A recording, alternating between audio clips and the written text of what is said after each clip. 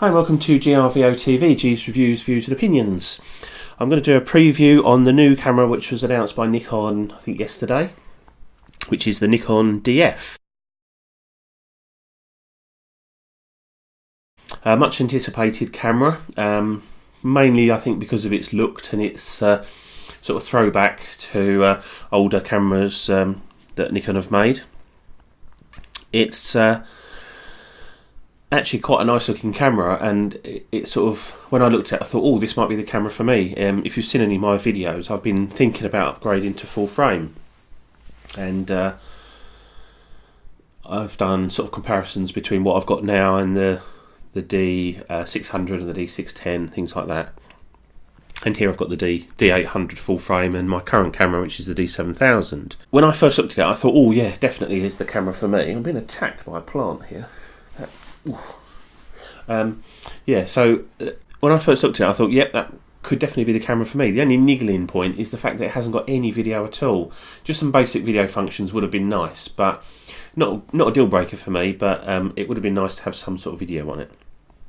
So, talking of which, I'll just go through the spec quickly. It's got the 16 megapixel full frame sensor from the D4. Obviously that's a fantastic thing. 16 megapixels seems to be quite a nice number. My D5100, D7000 and the GX1 I'm recording on are all 16 megapixels. I'll get lovely images from those. XP3 processor, so the latest generation of processor. It's a very fast processor, so again, that's great. Body wise, it looks like it's going to be around between 700 and 750 grams, which puts it in the same sort of ballpark, I think, as the Nikon D7000. Certainly heavier than the D5100 and lighter than the D800. Probably about the same as this old Nikon, what's this, as an F501. Probably in that sort of ballpark. And interestingly, as I've got that fitted there with a 50mm 1.8, it appears that it's going to be, the kit lens for it, if you like, is going to be a 50-1.8G, but they've made it look retro, which is a nice thing. Not sure I'd want one with that lens. If you could get body only, I'd go body only, because I've got a 50-1.8. I don't care what it looks like. 5.5 frames per second, a bit slower than the D7000, but that's fine.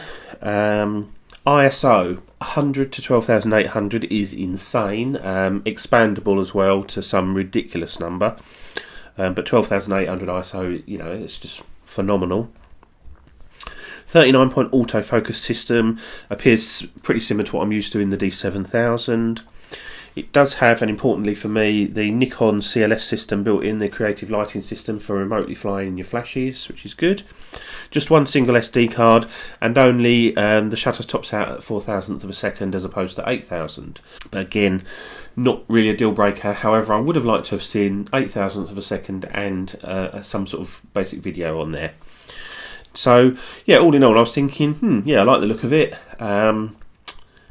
It's a nice size, nice full frame sensor in a fairly small body, and I thought, yeah, it might be one to go for, until I saw the price, which with the 50mm kit lens, it appears it's going to be around about £2,700 and something pounds, which, you know, just basically 2,750 quid with a 50-1.8 on it. I mean, even if you take the 50-1.8 off, it's still going to be, you know, £2,500, isn't it? I guess probably more for a body only. So it really puts it out of my range by a long way. So that's that leads me on to a couple of videos that I'm going to be doing shortly, and hopefully they'll be uploaded if I can get out and actually take some photographs. It'll be a review of the Nikon D800, which I've got here, and the 24-70 2.8 Nikon lens. There you have it. That's my initial thoughts and preview on the Nikon DF. If anyone wants to send me one to test and play with or keep, then by all means do that. But for now, this has been GRVO TV, G's Reviews, Views and Opinions. I'll see you soon. Bye.